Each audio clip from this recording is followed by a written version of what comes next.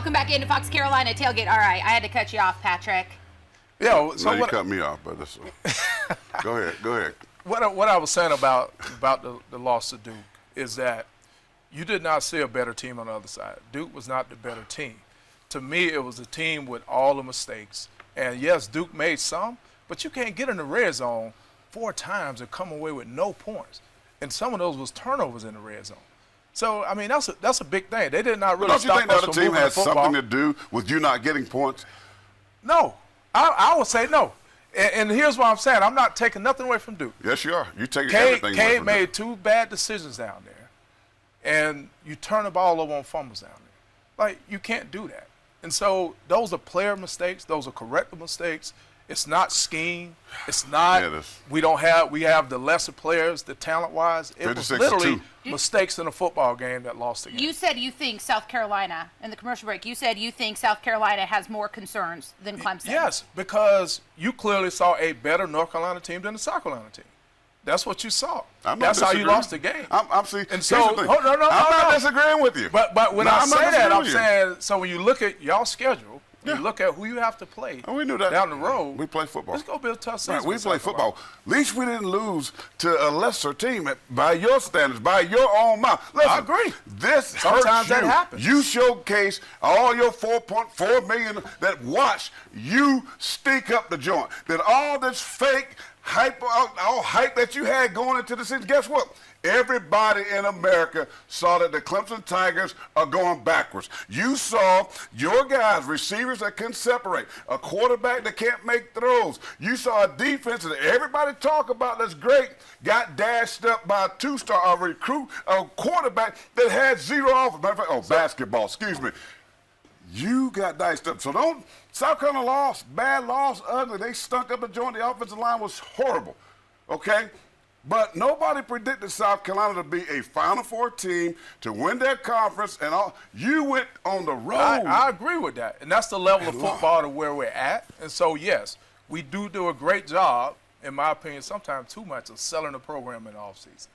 But because you got to pay the price when it comes time to play. So here's my big question. Seeing through the performance of your offensive line and the mistakes that were made, what did you think about the play calling? I didn't think the play calling was bad. You know, being a coach, you understand. There was a lot of that hype about Garrett Riley coming in. He scored 7 points in both of his last two games as an OC. He's averaging 7. But I could tell that he changed the way that he wanted to call the game because the quarterback was not ready. And sometimes as a coach, you have to do that. You come in the game with this big, huge game plan, but then the game starts and it happens. And so you got to adjust the way that you call the game. And your quarterback looks rocky. Deer in the headlights. Yeah. And then he settled down a little bit. You saw him open it up. Meanwhile, the guy that y'all cut loose, he got 5 touchdowns. Just saying. Now you're going to praise DJ. Look, DJ Unglele looked amazing. The guy that y'all said couldn't play in your program. I tried to tell you. Just go back. We all said that. We all said that. That was like the one thing we all agreed on. I want to know, South Carolina, seeing through the performance, what do you think of the play calling? I didn't think it was good, but you had nothing to do. I mean, you couldn't run the football, right? Your Juice Wells, all SEC receiver, hurt. Your left tackle, your best lineman gets hurt. I mean, they got banged up and beat up, so Dow Loggins was doing the best that he could. You couldn't run the football. What else you going to do? But they had opportunity. You had a drop on the 4th down by Brown. They had self-inflicted wounds as well. And you can't expect those things the first game. But, again, South Carolina is not predicted to win the SEC, not even the East. They're not predicted to go to the college football playoff. That loss you can handle. You can sustain. But here's the deal. That team down the road from here, all this hype, and my point is this, they're not that talented. You got receivers that can't separate. You talked about the offensive line was getting beat. You're not that talented. You got a defense, your secondary is stinky. Listen, so you can tell me all this about the If those guys at Clemson enter the transfer portal, they will be all over the country. They might. Somebody might because be dumb they are enough. talented. Somebody might be dumb enough to take it. But look, all I can tell you, I watched the tape. I saw this game. And I saw them secondary boys getting diced up. So, to your coach, Mr. Riley, 14 points the last 2 games, 7-7. Okay, $2 million guy. That's what you're paying $2 million to see? Because if I was him, run the football.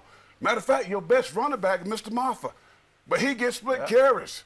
I mean, so run the ball. You can dominate the box in the trenches. Run. You had success running the ball. We have to acknowledge Clemson was the one that had a balanced plan. They had 200 yards on both throwing and passing. We do have to get to our pick-em here, though, so I do have to. We're going to do something extra for the internet. Let me say. We'll keep this running. I have to get you into our pick-em. You have the lead in the pick-em, believe it or not. You have a 2-1 win because you guys were on the same page for a few of these. We're moving into this week's now. So, guys, Colorado, a 3-point favorite over Nebraska. I'll take Colorado. Cover the spread. The same man that hating on Dion. I was not hating on Dion. Colorado, baby. Let's go. Yeah, all right. Bama, 7.5 favorite over Texas. Roll. Yeah, we don't even have to ask. Roll. Yeah, we don't even have to ask. I already know that. Yeah. I think Bama win. I don't think they'll cover them. They won't cover. All right, perfect. Ole Miss, 7.5 point favorite. Ole Miss scored 70-something points the past week. Right? They'll score about 50. All right. Yeah, Ole Miss. Toddy. Cover. Ole Miss cover. All right, Miami versus A&M. A&M a 4-point favorite in this one. Well, I'm going with my ACC family, so I'm going with the U. Ooh. Going with the U on this one. Throw it. The U and Clemson about starting the same path. Losers. A&M rolls. Their receiving core nasty. All right, final one, Utah versus Baylor. Baylor coming off of a terrible loss. Texas State beat them, right? Yeah. You saw Utah, what they did to Florida? Yeah, we saw Utah looked pretty It'll dumb. be worse. I'm going Utah. with Utah. Cover the spread?